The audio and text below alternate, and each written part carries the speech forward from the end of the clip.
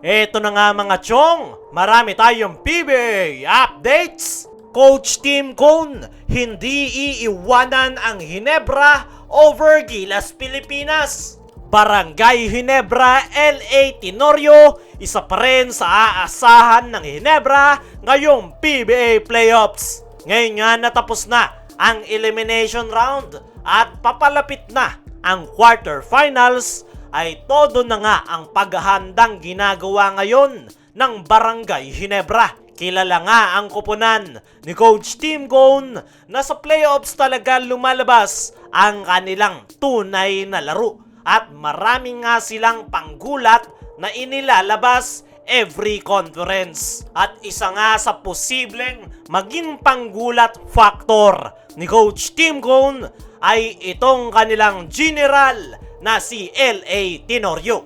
Ngayong conference pa nga lang nakabalik itong si LA Tenorio para sa Barangay Hinebra at hindi nga naging maganda ang kanyang comeback sa kanyang kuponan dahil hindi pa rin ito na ibabalik ang kanyang rhythm sa paglalaro. Pero ayon nga sa mga source ay todo nga ang paghahandang ginagawa nitong si LA Tenorio para sa kanyang kuponan dahil gusto pa rin itong makatulong at malaki pa nga rin daw ang magiging role nitong si LA Tenorio ngayong quarterfinals dahil hindi naman nawala yung kanyang basketball IQ na po pwede niyang mai-contribute sa Barangay Hinebra.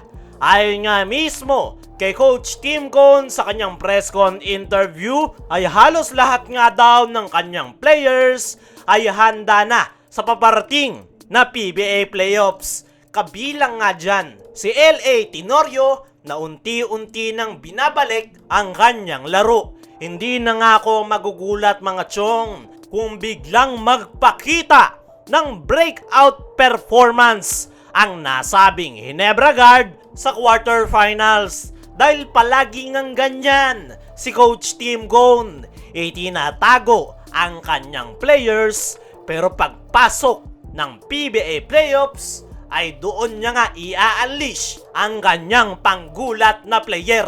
Naniniwala ko mga chong na kaya pa ring sumabay nitong si LA Tenorio. Marami pa nga itong bala na itinatago sa kanyang katawan. Limitadong minuto nga lang ang kanyang nakuha nitong elimination round. Kaya limitado rin ang kanyang contribution sa kanyang kupunan. Pero kung mabibigyan nga ito ng magandang playing time muli ni Coach Tim Cone, ay panigurado na may lalabas ni LA Tenorio ang kanyang pagiging team captain ng kanyang koponan. Kahit hindi nga pumuntos si LA Tenorio ay malaki na agad ang kanyang impact sa Hinebra dahil yan sa kanyang leadership at pagpapacilitate ng kanilang mga plays. Ayon nga mismo kay LA Tenorio sa kanyang latest interview ay excited ito sa paparating na quarterfinals. Grabeng preparation nga daw ang kanilang ginagawa, especially nga raw sa kanya dahil gigil itong makatulong at maibalik ang kanyang dating laro sa kanyang kuponan. At tignan na lang natin pagpasok ng quarterfinals kung magiging effective pa si LA Tenorio. Dumako naman tayo dito sa kabilang balita. Coach Tim Cone, hindi iiwanan ang Hinebra over Gilas Pilipinas. Sa ngayon nga mga chong ay nagkakaroon ng major shake-up ang samahang basketball ng Pilipinas at naghahanap na nga sila ngayon ng long-term head coach ng ating national team. At isa nga si Coach Tim Cone sa pinaka napupusuan ng SBP na humawak sa ating national team. Napakalaki nga ng ino-offer kay Coach Tim Cone para lang mag-focus siya sa ating national team. At kung tatanggapin nga yan ni Coach Tim, ay kinakailangan niyang iwan ang kanyang kupunan na Barangay Hinebra. Pero ayon mismo sa ating mga trusted source, ay wala ngang balak si Coach Tim Cone na iwanan ang Barangay Ginebra.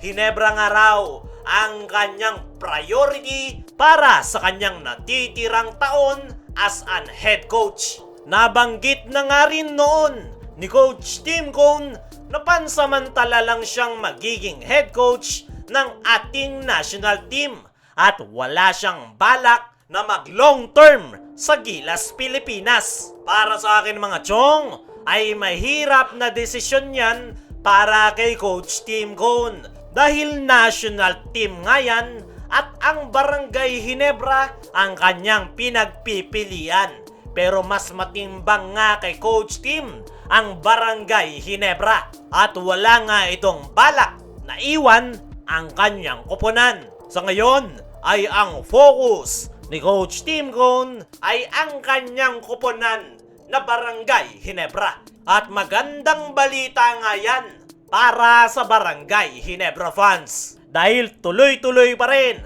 ang winning culture ng kanilang koponan. Pero tingnan na lang natin kung magbabago pa ang kanyang desisyon.